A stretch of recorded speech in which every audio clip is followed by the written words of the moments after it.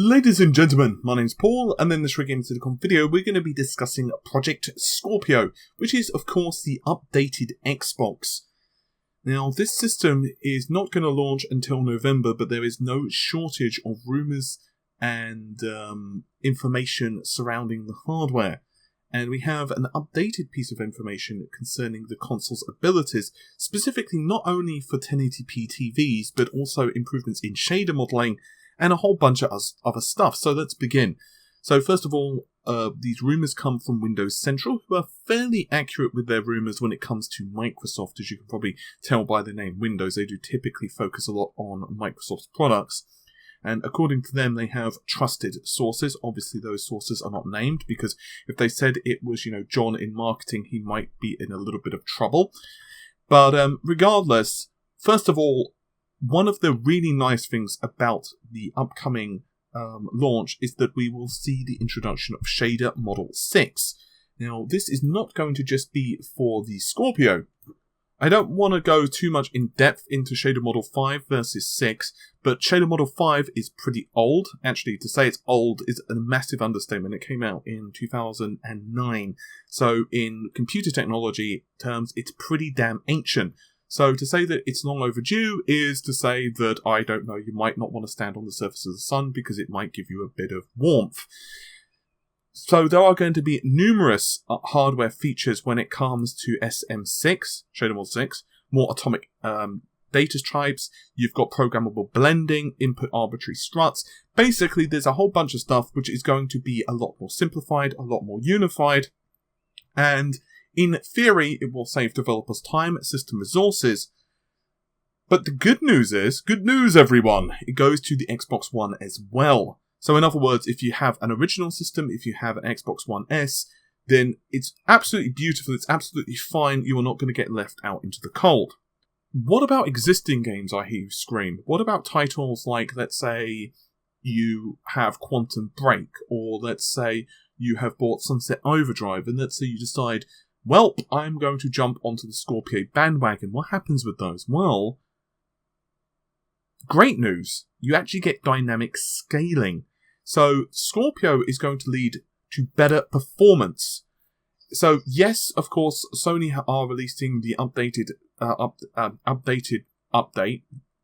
firmware, there we go, for the PS4 Pro, which does improve performance for older games which don't necessarily have a Pro mode. But Microsoft are going to do similar, and even better, you're going to be able to see super sampling on 1080p displays. So, for those who don't know what super sampling is, in a nutshell, it essentially means that let's say you're rendering, or say your TV is natively a 1080p screen, natively, that's all the number of pixels that it can display, but what will happen is the console might render, let's say 4K, and then it will scale the image down to the 1080p. And I know what you're going to say, well, what the hell is the point in that? Well, what it does is it smooths out the image, improves the level of detail, and to be honest with you, PCs have been doing this for some time. In fact, it's one of the reasons that quite often users will run 4K natively, even if they only have, let's say, a 1440p display or even a 1080p display. And so titles will see smoother shadows, smoother edges, better draw distance, and quite frankly, it's going to look rather spiffy. Even better than that, these sources are indicating that we will see a 4K Blu-ray player, which will be powered by HDMI 2.0A, wide color gamut, and HDR. And we will also see Project Scorpio, with a sizable lineup of games, both first and third party, and they will be hitting a true 4K resolution. It's also worth noting that Phil Spencer has been tweeting and messaging and, going onto various forums and social media, and has said that his trip to Japan has been really fruitful, and a lot of Japanese developers are jumping onto the Scorpio and are quite happy with the hardware, which, in my opinion, is a good thing. We all know that the system's hardware, at least according to the information that Microsoft have released, which I will grant you is not exactly a full rundown of the system specifications. We don't have clock speeds of the CPU. We don't know what the CPU actually is in terms of the pure architecture. We know, for example, it's got 8 cores. They have revealed it's going to have 320 gigabytes per second of memory bandwidth, but we don't know the type of memory. Although we do know it has no ESRAM, it's going to be one unified memory pool, which is really good. It was a massive problem for the original Xbox One. We know it's got 6 teraflops of GPU performance, but once again, we don't know the architecture of the GPU, so that makes it a bit more difficult to put it into context. If I had to make an assumption, it's probably going to have quite a lot of Vega architecture thrown in with it, because it makes a lot of sense as to release date. So I'm going to assume it's going to be like a Vega Polaris hybrid, probably more Vega than Polaris, if I'm honest. And it's not too terribly difficult to get 6 teraflops of performance. I wouldn't be surprised if Microsoft also decide to go to like 6.4 or 6.6.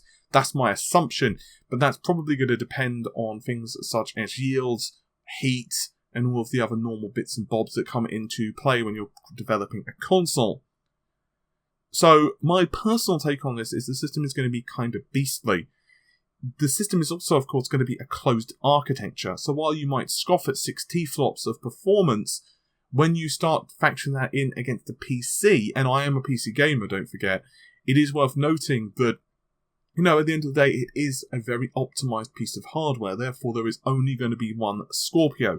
Developers know how to properly max out the hardware, and therefore it might even be equivalent of a PC running, let's say, a GPU equivalent of like a high-end Vega. We just don't know.